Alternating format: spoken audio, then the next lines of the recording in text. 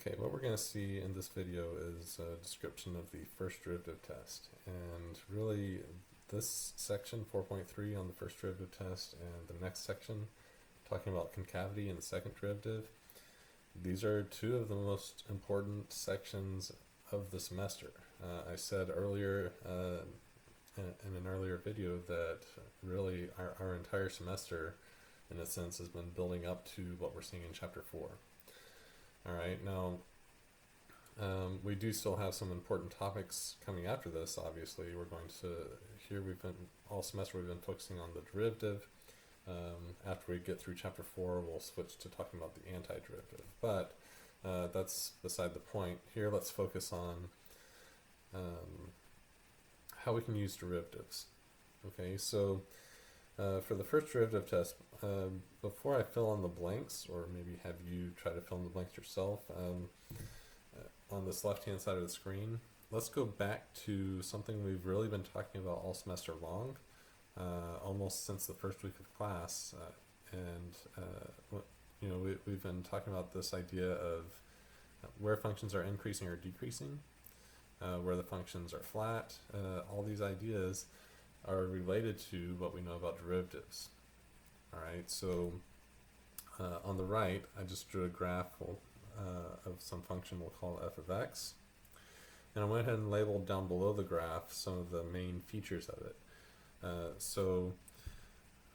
If you remember when we talked about function increasing, we're talking about what happens as we move from left to right. The y value, we're saying that the y values are getting bigger. When a function is decreasing, then as we move left to right, the y values are getting lower. All right, now it looks like on this graph, the function is increasing on this interval from negative infinity up to negative 2. Then it's decreasing from negative 2 to 1. It's increasing again from 1 to 2. And then it's decreasing from 2 on to infinity. All right, so we could talk about the intervals like we've done earlier in the semester. We can talk about the intervals where this function's increasing or decreasing, and we can even talk about places where the function is flat.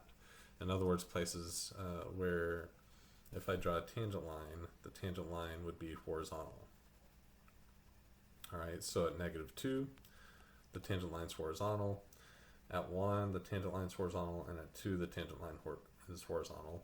And that's important because these are places where we might switch between increasing or decreasing. And we had a name for those in our previous lessons. So these three x values, negative 2, 1, and 2, if you remember, those are called critical numbers because those are places where the derivative is 0, or in other words, the function flattens out. Remember, we could also have critical numbers at places where the derivative is undefined. All right, but that doesn't show up in this picture. All we have is we have 3 places where our f prime is 0. So we have 3 critical numbers in this function, and what that corresponds to is the function being flat at those 3 points. Okay, so what I labeled down below the graph, this increasing, decreasing, let's focus for a minute on how that relates to the derivative of this function. Okay, so I already wrote down one of the key relationships. Whenever the function is flat, the derivative is 0. That's why we call those critical numbers. It's an important x value in our graph where the function is doing something interesting. But we can also relate this to the derivative in terms of increasing, decreasing, right? We know that when the function's increasing, anywhere over here, if I draw a tangent line, that tangent line will have a positive slope. All right, so whenever the function is increasing, we know that f prime is positive.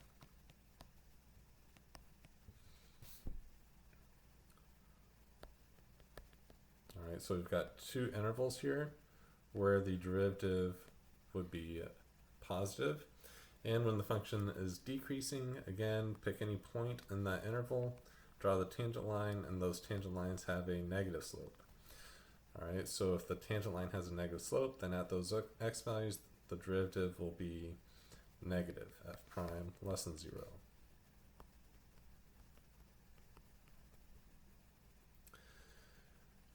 Alright, so all this idea that we've been talking about all semester long of increasing, decreasing, how functions relate to derivatives, these are important concepts that we're finally kind of putting all together in this section. Alright, so based on what we were just saying over here on the right, we can fill in some blanks over here on the left. If f prime is positive, what does that tell you about the function? If f prime is negative, what does that tell you about the function? Go ahead and fill in those blanks on your own, pause the video if you like, and also see if you can figure out what we're getting at with those next two blanks as well. Alright, so pause the video here and fill in those blanks. Okay, so exactly like what we said over on the right hand side, when f prime is positive, the function is increasing. When f prime is negative, the function is decreasing.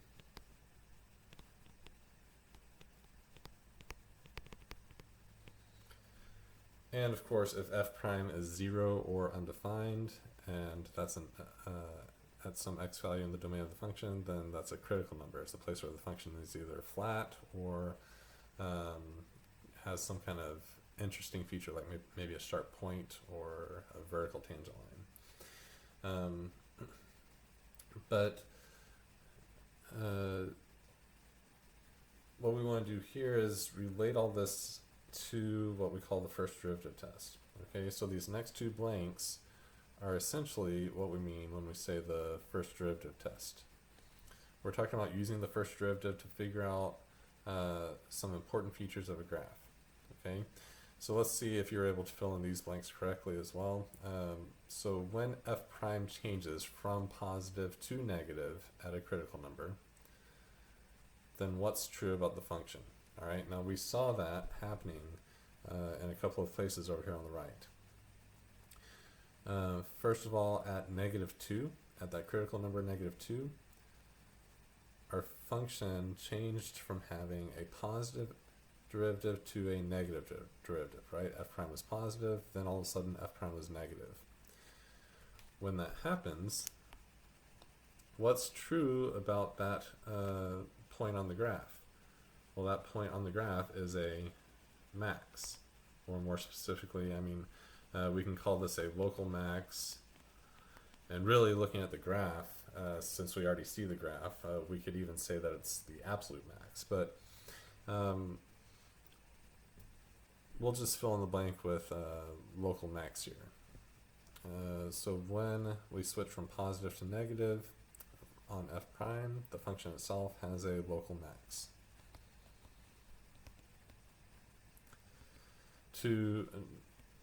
Typically, if we wanted to determine whether or not it's the absolute max, then that would require a little bit more work. That's not really what the first derivative test is focused on. The first derivative test is just focusing on finding all of our extrema, all of our local max and mins. And then we can kind of see, let's see, the same thing's happening coming back to the right hand side. Where else does my function switch from having a positive derivative to a negative derivative? Well, it's positive between 1 and 2, and then it switches to being negative from 2 to infinity. So at this critical value, at 2, we have a max as well. Alright, and then for this second blank, we have the opposite happening. F prime is changing from negative to positive, so in other words, the function is changing from decreasing to increasing at some critical number. Then that means that the function has a local min. And again, that local min could potentially be an absolute min, but we're not really concerned with that right now. We're just concerned with finding any high or low points anywhere on the graph, any extrema.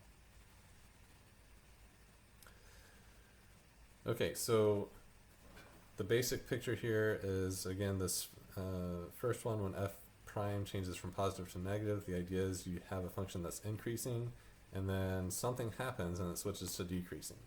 When that happens, however these two pieces connect, whether it's with a nice smooth curve or with a sharp point or whatever happens, However those pieces are connected, where those pieces are connected is going to be a high point. Same thing on the second piece. When I have f prime changing from negative to positive, well, if it's negative, then it's decreasing, and then it switches to positive, it switches to increasing. And again, however these two pieces are connected at that critical number, whether it's flattening out or coming to a sharp point, however they're connected, that point where it switches from negative to positive, from decreasing to increasing, must be a low point. Alright, so that's the basic idea of the first derivative test.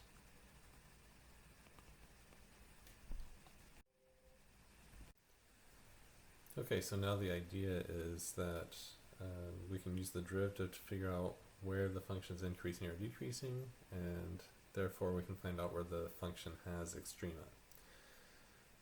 Alright, so when we say to do the first derivative test, we're basically saying use the first derivative to find the extrema for the function.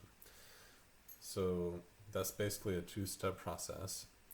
The first step is to find all your critical numbers. Anytime you're answering any kind of question about extrema, max or min, you need to find critical numbers first, because we've learned that the critical numbers are the places where we might have extrema. Alright, so this is how we find out whether those critical numbers give us extrema or not.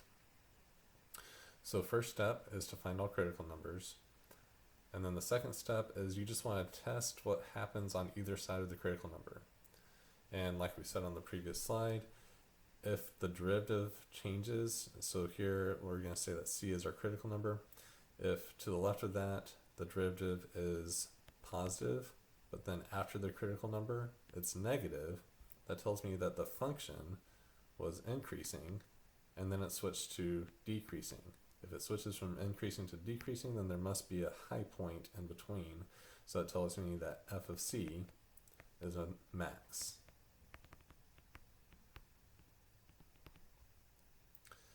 So if I plug this critical number into my function, I'm getting one of those high points on my graph. Okay, and then similarly, if I have a critical number and I see that to the left of that critical number my derivative is negative, and to the right of it it's positive, that tells me that my function, the function I'm trying to graph or trying to learn about, was decreasing, and then after the critical number it switched to increasing. If a function's decreasing and then switches to increasing, that tells me that whenever I plug that critical number into my function, I get a min.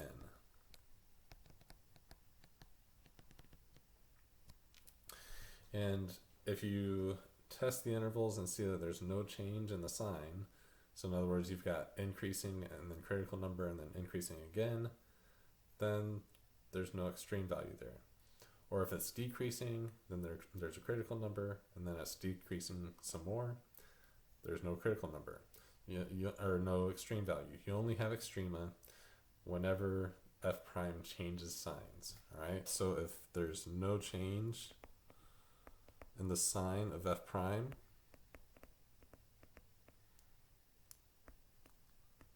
no change in the sign, meaning positive or negative, of f prime, what that tells you that there's no extrema at that critical number.